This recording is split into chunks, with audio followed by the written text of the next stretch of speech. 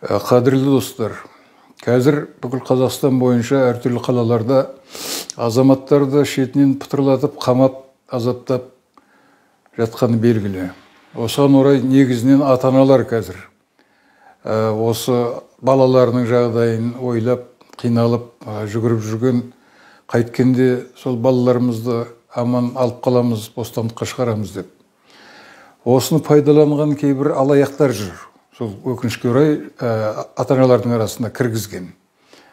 Қазір менің білуімше мына Талдықорғанда сондай жағдай болып жатыр. Әрине ол тек қана Талдықорғанда емес, қазір жер-жерде болып жатқан жағдай.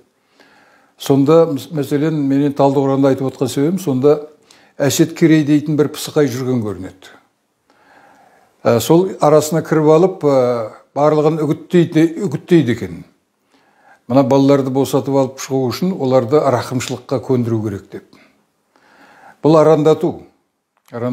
Бұл өзімнің менің басымнан өткен жағдай. Сондықтан білем мен оны. Кезінде 2006 жылы мені Назарбаевтың ара-абыройын қорлады деп соттады ғой. Соның алдында мені де сол рақымшылыққа көндіру үшін күш салды. Бұл деген не нәрсе? Рақымшылыққа көнді деген сөз, ол қылмысын мойындады деген сөз. Демек, бұларға мойындату, көндіру не үшін керек? Артынан соттап жіберу үшін керек.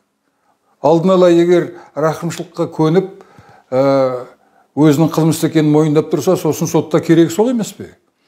Міне осындай жағдай, оған жол беруге болмайды.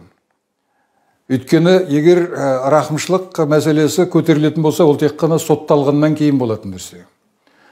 Сотталғасын барып, сосын қуынып, әлгіндей егер мүмкіндігі болса, басқа амал қалмаса, рақымшылық мәселесін көтеруге болады. Бірақ соның өзінде азаматтар, өзінің кінәсіз екенін білетін азаматтар, аяғына дейін көнбей, ондайға келіспейді. Бірақ енді әркімнің өз шаруасы ғой. Ал менің айтып отырғаным, сотқа дейін рақымшылық мәселесін көтеру, ол арандату.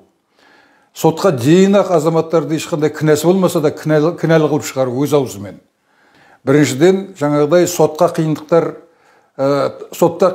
туындайды жаңағыдай. Алдын ала кінәсін мойындаған деген. Екіншіден, рақымшылықты мойындап, өзін кінәлі деп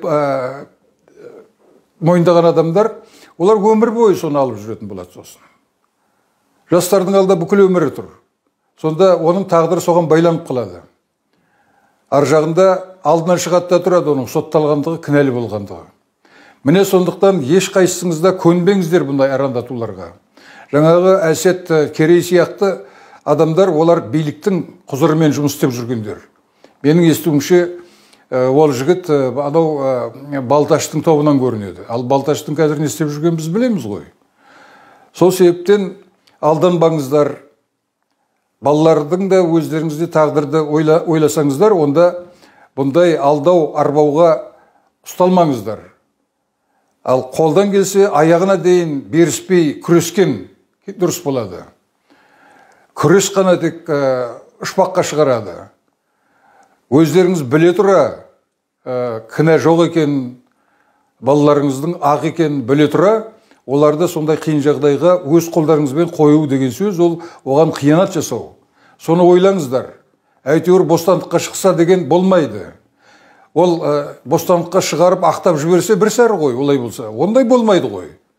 Ертең сотта жаңағы жағдайды өздерінің пайдасына асырады да, сосын балаларыңыз соттап жібереді. Одан не пайда табасыздар? Сосын жылап еңіреп қаласыздар. Осыны ұмытпаңыздар.